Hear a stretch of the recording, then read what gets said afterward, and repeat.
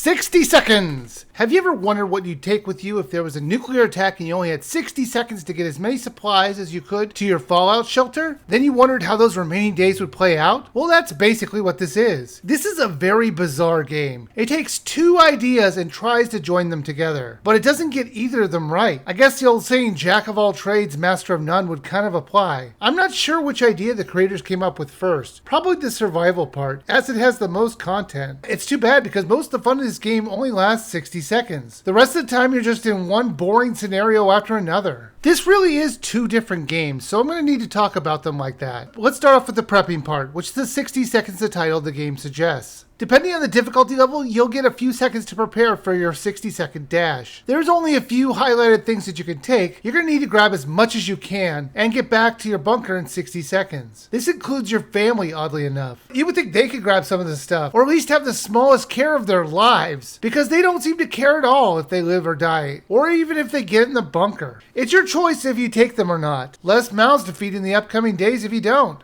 But it's also less people you can send out for supply runs. Oh, and of course you probably love them and want them to survive. But from a game perspective, they're really only useful for finding more supplies. You control the dad, and he acts like he just had 4 beers into an NFL game. Let's just say he isn't exactly graceful. The controls of this were terrible. Moving around the house and having him look for items and people was just too clunky. It also didn't help that the rooms in the house and the items that were in the house would not be in the same places, as it changes it up for every new game. So there really isn't a way of getting better at getting supplies, which was disappointing. You're going to need to make sure that you grab cans of soup and water. Those are what you're going to ration out in the days ahead, and they're going to run out fairly quickly. Now you might be saying, oh, I'm sure there's something in the shelter already. It would be insane to own a fallout shelter in your house, but have nothing in it. Other than furniture, it's really not being used at all. It felt like a cheat not to have it stocked up, or at least some items down there. Not everything you grab may look essential, but they may come in handy for trading or story events that might happen in the coming days in the bunker. Speaking of which, the real game starts up after the 60 seconds. This is when it turns into the graphical text adventure game. Woohoo! Okay, don't get me wrong. I love adventure games, and I have a place in my heart for text versions of them. And while this was well written, it sure could get repetitive very fast. Depending on how many of your 3 other family members you brought with you, you and them need to live out your days dealing with situations that come up, rationing out the food, and getting ready for supply runs. And that's about it. Days go by very fast. It usually takes about a minute to get through a day. You will see your characters on the screen, and their appearance will change depending on their health. Every day starts out with rationing of the food, and you're going to need to give out quarters of food and water to the people there, or not give any, or just give one to a specific person. You'll see your supplies go down fairly quickly.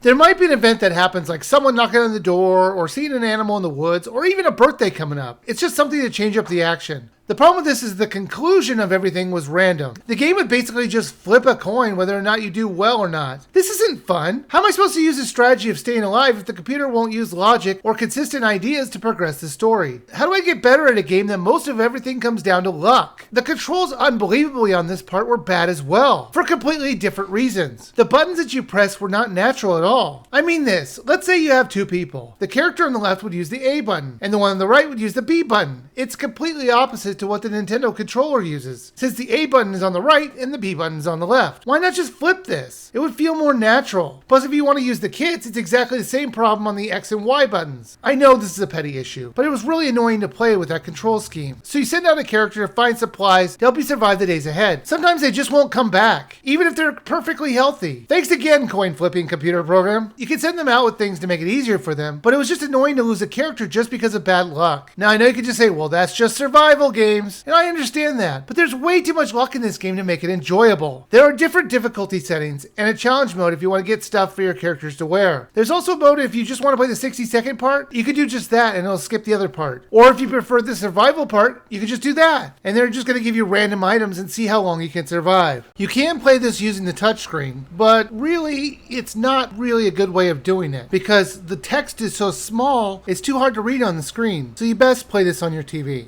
60 seconds got old very quick. If you like survival games, there are better ones out there now. You're going to run through the different scenarios in the survival mode fairly quickly, and it tends to repeat events fairly often. I picked this up on sale for $2.49, and it's hard not to recommend it at that price. But that's the most I would pay for this game. If you're looking for a fun survival game, unless you can get this game really on sale, I would say just skip it.